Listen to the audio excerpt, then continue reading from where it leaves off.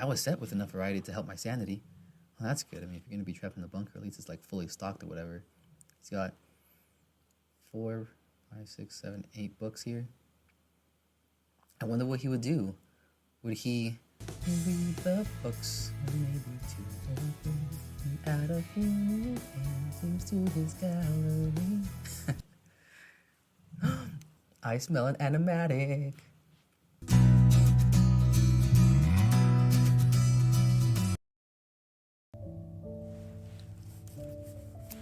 Alright. Welcome back, any and everybody. This is Lynn and Otter here to do one more episode of One Last Night. Although technically, I'm going to call this an OVA because we left off on that cliffhanger last time, and that was somewhat of felt like a part 1 of a season finale, with the update coming up soon. The new build with one of the coolest looking posters that I've ever seen. It felt like a movie. It's crazy. But so I definitely recommend following One Last Night on Twitter just to keep up with their updates for when the next build comes out, and I'll definitely be playing it when it does. But yeah, that was really cool. But in the meantime, they actually came out with a few other things, some extras that we saw, or that I saw last time I updated the game, and that was in the form of these lost entries.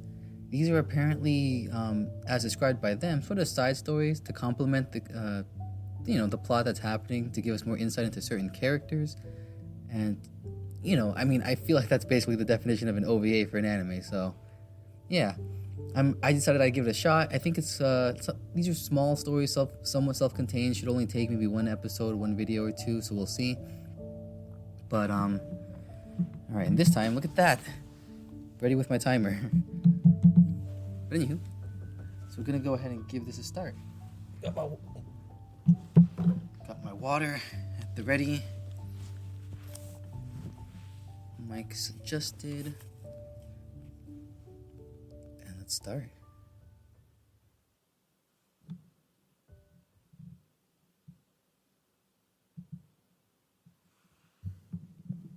Beep, beep, beep.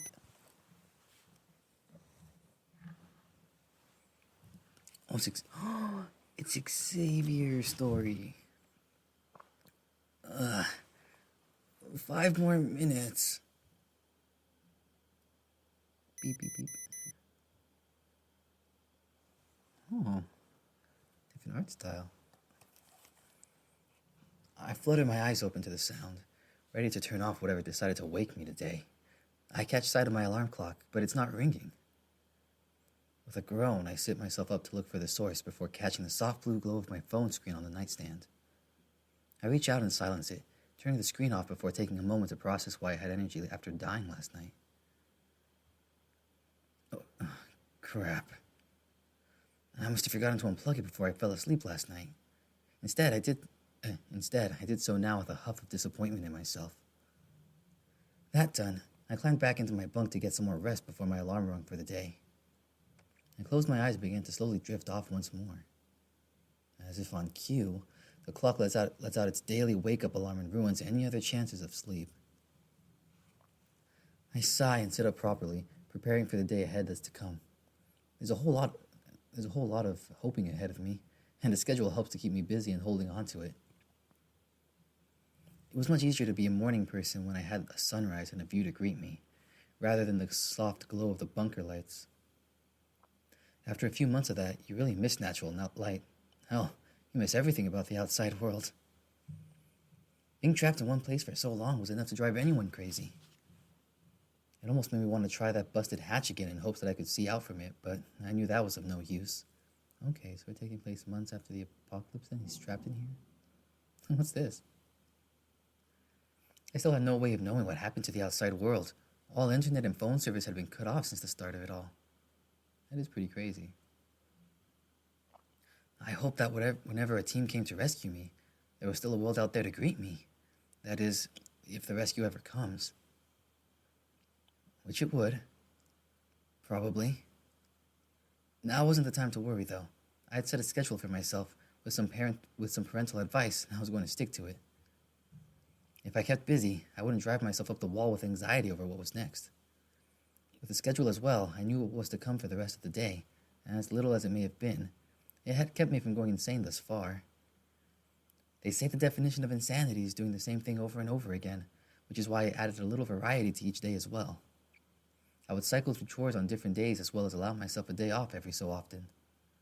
Factor in the abundance of other activities at my fingertips, and I was set with enough variety to help my sanity. Well, that's good. I mean, if you're going to be trapped in the bunker, at least it's like fully stocked or whatever. He's got 4, 5, 6, 7, 8 books here. I wonder what he would do. Would he read the books, or maybe to open add a few new paintings to his gallery? I smell an animatic. As I rinsed my mouth from brushing my teeth, I took a moment to look at myself in the mirror with my outfit for the day. Wednesdays were for black crop tops and jeans.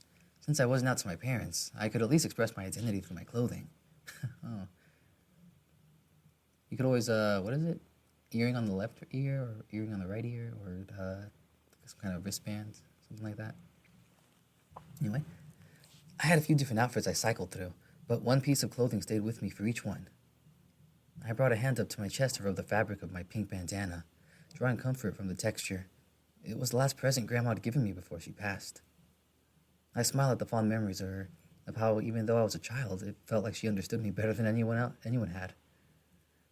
I missed her. Shaking off the sadness, I focused on my reflection once more. Another day in paradise, Xavier. Help will come, but until then, it's time for you to make the most of it. Holy, what? More than a few books. He's got a whole... Wow. Okay. I exited the bedroom at last and made my way out to the common area. If I wasn't already used to the dim lighting, I wasn't sure I'd have stubbed If I wasn't already used to the dim lighting, I was sure I'd have stubbed a toe by now. I browsed the shelves of canned goods, searching for whichever soup would best suit the Wednesday mood. What the heck? Going about breakfast, I caught my dad sitting at the table out of the corner of my eye. Well, this is new. I thought he was down here by himself. Did I remember that wrong? He had his usual instant coffee in his hands, casually sipping it as he woke up as well. Morning, Dad. How did you sleep? My voice didn't seem to faze him as he drank from the mug. Right. No talking until after your first coffee. Enjoy, then. I rushed to heat my soup on the small electric stove we kept in the kitchen, but by the time I sat down to eat, he was already gone. Oh, wow. This was typical of him and Mom, honestly. I barely got to see them before any of this, so why would that change now, right? I had hoped to talk with him for a little while, at least. With half an appetite, I ate, drinking down a fair amount and saving the rest for later. I needed the energy for when I would be rescued, but I also needed to ration until that day would come. I was glad for the luxuries my parents had put into this bunker. There were a variety of things to keep me busy and living well enough. The common area had a proper kitchen, equipped with various pots and pans, cutlery, and dried spices. There had been a greater selection of food in the earlier weeks. It was important to use that up before it all went bad. Unfortunately, that meant by now it was all from the canned options. Without the seasonings, the food would have no doubt gotten repetitive fast. Aside from sustenance, there were plenty of board games and books for me to choose from. Dad liked to collect older copies of things, so not all of it was necessarily up to date. Not many electronics, though. I was fairly certain my parents had stashed a computer down here somewhere, but I had yet to find it. They wouldn't tell me when I asked either. I must have already read everything we had down here by now. My love of literature, my most frequent time killer for the day. I considered continuing where I left off in my current reread, but decided this evening was a better time to do it. There are plenty of books, but yeah, I mean, if you're down here for months. Chores weren't the most exciting thing to start off a day with, but getting them out of the way first meant I didn't have to worry about them later. And done. I sat at the coffee table with a huff of relief, happy to have completed my most hated chores first. The dishes were cleaned, the floors were swept, and the surfaces dusted. It had taken a good 2 hours out of my day. I had reveled in it, grateful for the passing time. Having to do these tasks every day helped keep them shorter overall, meaning it wasn't an even longer process to do as it had been growing up. The only task left now was to head to the greenhouse. Growing plants underground required a lot of energy and resources, but it meant that there was a renewable oxygen source without having to worry about tainted surface air leaking in. In case of an emergency like a power outage, an automated system would switch the vents on to allow for air as the plants would begin to die fast in the dark. As if to accentuate this, the dim lighting began to flicker. It had been doing that a lot recently, which is why I had set all bunker lights except the greenhouse to a low setting to save power. I had also unplugged most electronics from their outlets and kept only a few essentials charged. I had no idea whether we were running out faster than normal, but I kept all the candles and lanterns in easy to reach places just in case. Luckily, my parents bought plenty for that exact scenario. Alright, cool. The humidity was thick on my fur as I entered the greenhouse, making me uncomfortable as I began to dampen. I was glad today was a crop top day. Filling up a watering can, I set about taking care of the individual plants. A majority were basic houseplants, with flowers scattered throughout to add some color to the greenery. Admiring a group of pink orchids in the mix was also where I found my mom. She loved to take her time down here frequently, her love of plants sticking with her even in closed captivity. Hey, Mom. Enjoying the day so far? She nodded, not taking her eyes off the flowers. That's good. Actually, I was wondering, do you think the three of us could play a board game later? We haven't been able to try them all yet. Her smile grew a bit before she nodded again, straightening herself up and walking to the exit. Jeez, I miss spending time like that with them so much. Maybe this whole silent treatment thing would come to an end soon. I was growing tired of my own voice. Not me. It's the only voice I can do so far.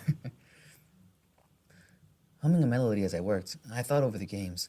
Cards weren't technically a board game, but was always fun with the variety it came with. Games that would cause further tensity were out of the question, though, so that meant no Monopoly. Especially after what happened last time. We never did find all the pieces after that. I mean, that's part of what makes it fun. I don't know. But I guess you're right. You don't want to go crazy with Monopoly. Maybe something like Mousetrap could work? I knew how much they loved hands-on work. Trivia was also a good shout. My passion for learning new things was something I'd inherited from the family. I like that we're sifting through different backgrounds fairly often. As I finished up the watering, I took comfort in the lack of humidity outside the room. Heat was never really my thing, my neck fur already beginning to poof up. A bath sounded nice about now, but saving it until after finishing that soup and a workout seemed like a better way to save water and stay clean. Parents nowhere in sight, I finished off the soup and cleaned the respective dishes before moving toward my favorite part of the structure. Gotta love that workout. Oh shoot, that IC is kind of cool. I brightened the lights as I entered the archery hall. Archery hall? So this whole time I thought he was just like in a single room the size of a standard living room area. It's a literal house. Jeez. It's kind of cool. I mean, if I was, like super rich, this is probably something I would do too. Little D&D room. Oh, that'd be perfect. I brightened the lights as I entered the archery hall, not wanting to risk using a weapon in the dark. The targets at the end were covered in holes, and I knew I'd have to change them again soon. I shut the door behind me and took a deep breath, feeling my muscles loosen and relax. I stretched, eyeing my bow and multitude of arrows. This was always the best part of my day, no matter what. When I was younger, my father had given me a list of defensive activities to choose from. He told me I needed to be proficient in at least one of them. Archery was the one I'd picked, and I'd known from the moment I picked up a bow that it was the right choice. Most bats had the ability to fly, at least partially compared to our feral counterparts. Sadly, I had unfortunately been born with only one wing. The joy that my family and others felt while soaring through the skies was something I'd never have. I think that's why archery is a comfort for me. It gives me the ability to stretch my arms out and feel the strength within them without having to worry about my disability. Gently taking the bow off the wall, I feel the familiar texture in my grasp and notice an anxiety I didn't realize was there begin to dwindle. Oh, yeah. Aww. Look at our boy. I nock an arrow, aiming carefully at the distant target and drawing in a deep breath. I am in control. And it flies, once again hitting the brutally punctured center. Bullseye. The soft smile on my face at my success only increases the calm spreading throughout me. Whether rescue is coming or not, whatever anxieties fill my chest, no matter what the future holds, I know this. I have a home in archery. That was nice. I think I just noticed in that little art there, little nipple slip. My favorite part after bathing and toweling off had to be how fluffy my head fur got. It was soft and fuzzy, perfect to run my fingers through after. My parents used to do it all the time.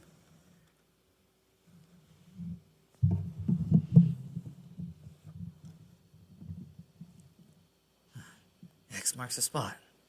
I pulled the current book I was going through off the shelf and sat down at the table, getting ready to relearn and practice my Morse code skills. There was no telling when this would come in handy. When the rescue shows up, this could be how they were able to communicate with me. I need to be prepared. Most likely their questions will all be yes or no, so it would be beneficial to practice those words as well as an answer if I don't know how to respond. Unknown is the shortest and most likely term for it I can think of right now. Simple one-word answers will make any communication efficient enough to get things done going faster. And I want out of here as fast as possible. All right, Xavier, let's go over potential questions and how to best answer them. You left that page with your notes here somewhere.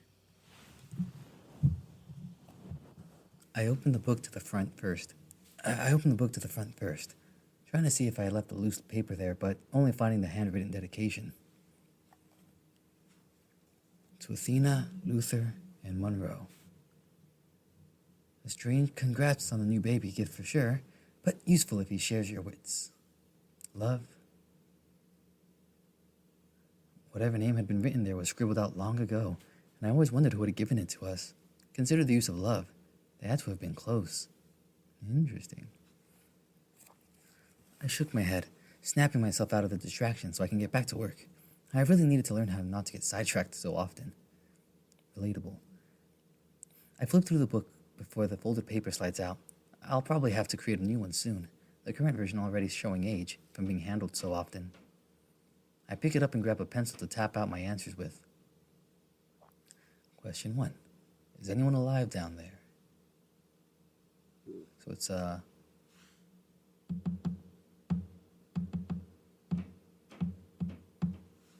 yes, that's very specific. Question 2.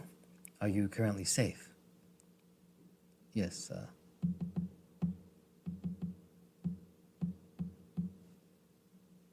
Question 3. Are there any injuries? I think that's how it worked when you explained it last time. I could be wrong. No. Question 4. Are there any structural threats if we open this hatch?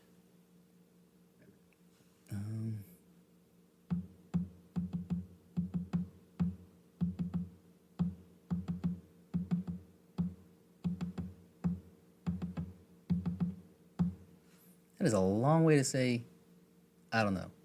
IDK. Unknown. Question 5. How many are down there? I pause, struggling to remember how the number system works in Morse code. Seems like I found my weak spot to study up on. I flip the pages in the book to the index, finding the correct page number and heading there to study up on. I smack myself on the forehead, chastising myself for forgetting how easy it is to communicate. The numbers go from 1 to 0 and switch out dots and dashes as they go. 1 means a dot followed by 4 dashes. A 2 is 2 dots followed by 3 dashes, and so on until 9 is 4 dashes and 1 dot. 0 is represented by 5 dashes. I remember practicing these on the radio with Dad as a kid.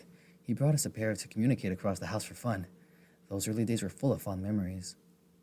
The memories from before they were overprotective. Said radio was later replaced by a phone, since I could then message them whenever they went to work. To say that they worked more than the average was an understatement. Janitors work very odd hours. The memory of the notification this morning draws me back to the present, having realized I'd never checked what it was for.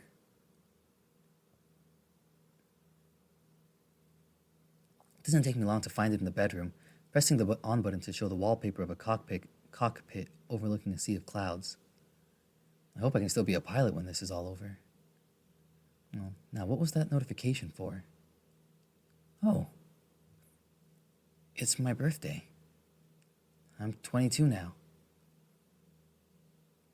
My legs begin to feel weak and I fall onto the bed, staring numbly at the words until the screen turns off. It feels like a slap in the face, a tangible reminder of just how long I've been down here. I can feel the tears welling up in my eyes as reality sets in. Month after month I've waited down here in the hopes of rescue, in hopes of getting out of here, in hopes that just something would go friggin' right. All that hope beginning to fade.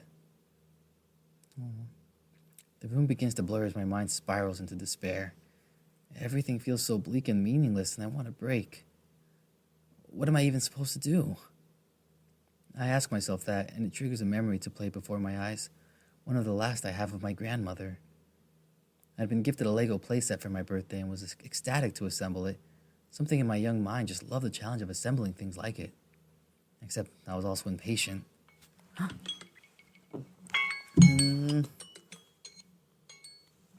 kind of want to keep playing just a little bit longer. This is really fun.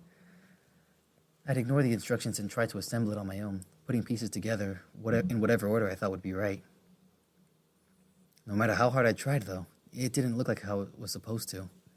I was on the verge of frustrated tears when Grandma stepped in to help. She asked me what the matter was and I explained, her listening as attentive as always. When I was done, she simply grabbed the instructions and sat next to me. She told me that sometimes the most obvious answers sat plainly in front of us. If we rushed everything, there was so much we would miss out on and hinder our experience. This applied to everything from toys to general life.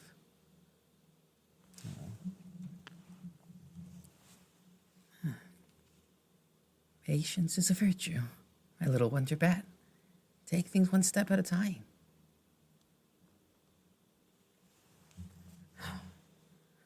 One step at a time. I echoed her words now, wiping the tears from my eyes. I couldn't give up yet, not while there was still a chance I could get out there and find them. I just had to take it slowly, a step at a time. And the current next step? Celebrate what was left of my birthday.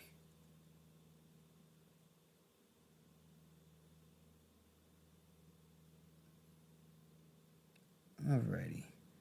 We're gonna celebrate that birthday next time with Xavier. Oh, that was sad. But yeah, definitely interesting.